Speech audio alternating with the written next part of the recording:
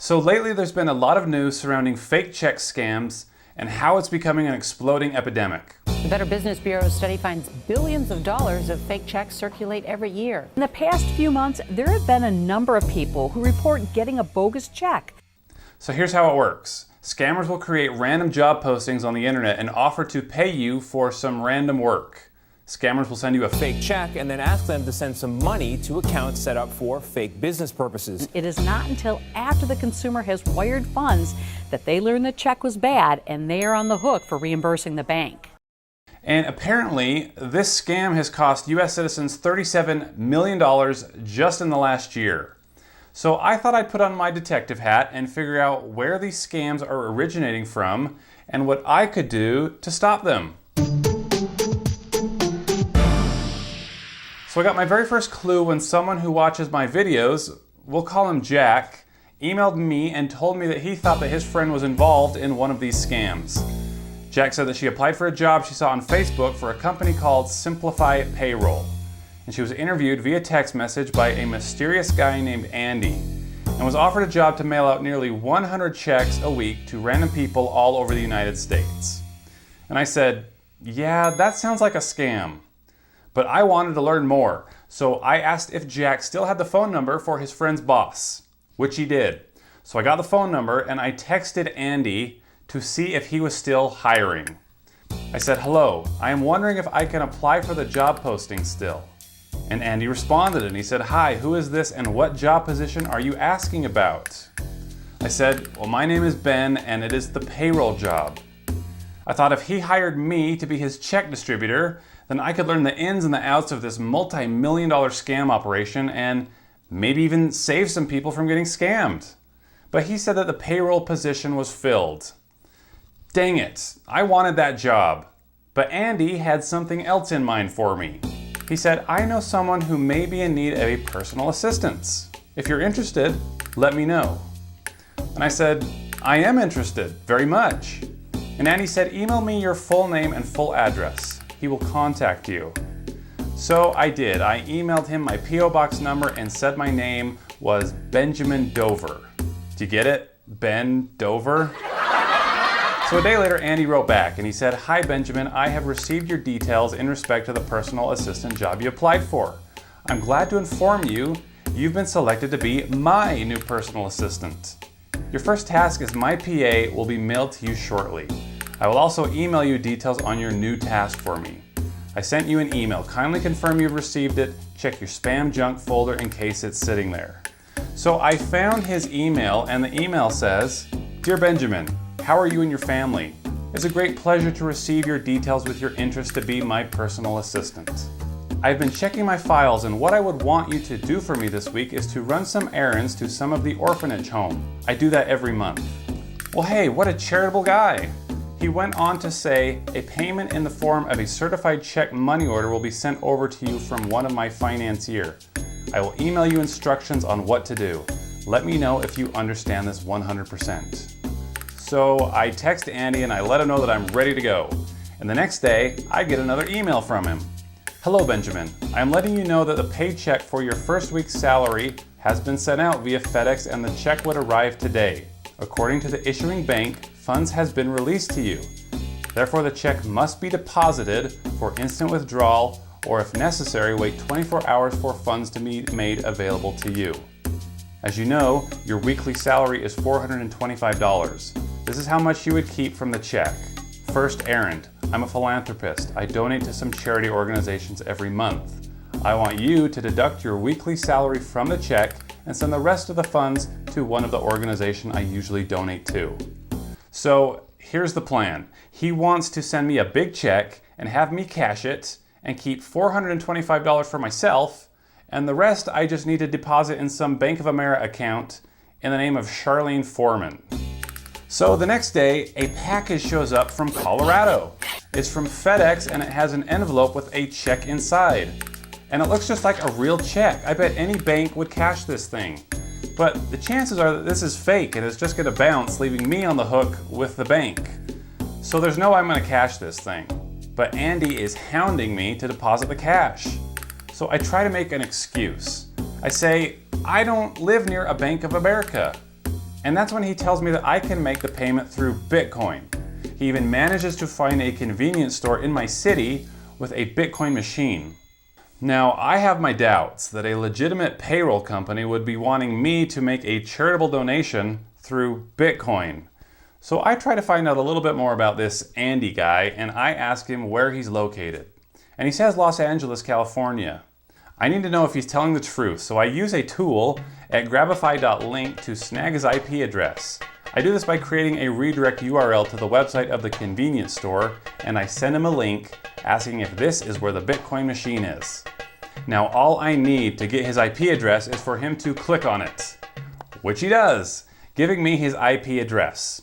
And it turns out he's not really in Los Angeles. He's actually in... So these scammers are running these elaborate check scams from across the world. But how did I get this fake check mailed to me so quickly? And how did it come from Colorado if he's in Nigeria? The answer is through their money mules, like Jack's friend and the dozens of other Americans who think they're doing legitimate work. It seemed like a legit job. And if I was going to get to the bottom of this, I needed a better job than being this guy's stupid secretary. I needed to be a money mule. And lucky for me, a job position just opened up because Jack's friend immediately quit as soon as she knew that she was involved in a scam. So Andy considered me for the job. Andy asked, "Do you have a printer?" I said, "Yes." He said, "What kind of a printer do you have? What type of model? Can you send me a picture?" So I just took a photo of some random printer on Google. "All right, we can work together and make some money. You'll be printing and mailing out checks. Is this something you'll be able to do?" I had finally gotten the job that I'd wanted. So here I am climbing the corporate ladder at Simplify Payroll and experiencing what it's like to work as a money mule for an international scammer. Andy said, "You'll be to order the check papers. I'll send you the link to purchase it." So he sends me a link to stockchecks.com and wants me to order some blank checks. And the checks are like $30. But I've got to play along so I don't mess this up. So I go ahead and I place an order for some hologram burgundy scalp blank checks. A couple of days go by and Andy asks, "Ben, is the check papers shipped?" I said, "Yes." And he said, "All right, keep me posted. Let me know when you have them." Well, on a sunny Friday afternoon, the UPS man delivered a box of checks and I was ready to go to work. I immediately let Andy know and he said, "Good, I'll email you a sample. You'll print the sample on the check paper and then you'll take a picture and send it to me." So I followed the instructions. I put a blank check into the printer, I opened up his file and I hit print. And just like that, I had committed my very first federal crime. And I would never actually send someone a fake check, so I tore it up immediately. But not before I took a picture for Andy to show him that I knew what I was doing. And Andy said, "Hello, Ben. I have just received the image. Looks perfect. I'll send you 10 payees tomorrow. You'll print and envelope them. You can drop off tomorrow before FedEx pickup time in the morning." So early the next morning, I got an email with 15 prepaid overnight shipping labels for people all over the United States. A second file had all the checks that I needed to print.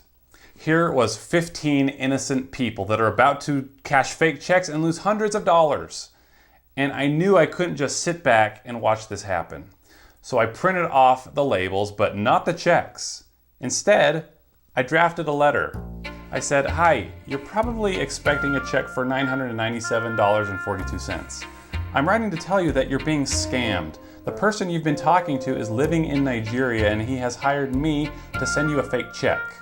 I'm not going to do it because if you cash a check from him, it will bounce and cost you hundreds of dollars. When he asks if you've received the check, tell him you're no longer interested and you won't be cashing it. If you want more evidence and want to help me put an end to scamming, send me an email. Ben." So I inserted my letter into all 15 envelopes, sealed them, and dropped them off at FedEx. The warnings were out. So I went home and I opened up 15 tabs on my browser and I anxiously watched as each of the 15 checks made their way across the country. So a day goes by and Andy, who thinks that everything's going according to plan, emails me 10 more names. So I went to work. I thought the longer I keep this up, the more people I can protect and the more money I'm going to cost Andy in overnight shipping. I was going to drive this scam operation into bankruptcy. Now at this point, checks are landing in mailboxes and people must be getting my letter. But nobody's reaching out to me.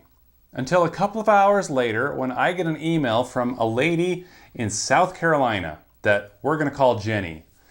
And she says, "Hi, I received your letter, but I never spoke to anyone for a check in the amount of $997.42. I'm confused." And I was confused too. I said, "That's weird. I was hired to mail you a check." And I tell her to never mind and to just disregard it. But then she writes back minutes later. She says, "Funny how I got a text after emailing you. You're the dumbest scammer ever, Ben/Brian. LOL, I'm going to end you." What, Brian? Who's Brian? Here I am trying to be a nice guy and warn her of a scam, and she's getting mad at me? So I try to explain and tell her the full story, but she ain't having any of it. She said, "I have some people now doing investigation on all this. I'm in the law field, by the way. It's what he and yourself didn't know." Why does this always happen to me when I try to help? I stopped her from cashing a fake check, and now she's, gonna call the FBI on me? And now Andy's getting frustrated because none of his check recipients are responding to him. And finally, he says, "Why did you include letter in all the checks?" Oh crap. He said, "Why did you buy the supplies when you know you're not ready to work?" And so I try to play stupid and I say, "Why do you think that?" And he said, "That's the report I'm getting." And then he shows me a text from Jenny to him. "F you and that fake you got going on from Nigeria. Ben told me, he wrote me a letter in detail. You are going to be stopped. Trust me when I say this." Freaking Jenny blew my cover. And now I'm going to get fired from this new job that I worked so hard to get. And she even sent him a picture of my letter. So he reads it and he must have Googled my email address or something, because the next thing he says is, "I like your YouTube channel. I'm now a subscriber." Well, this is awkward. Bye now. I will be waiting for this story on your YouTube. And that was the end of my employment with Simplify Payroll. And so, Andy, boss, if you're watching right now,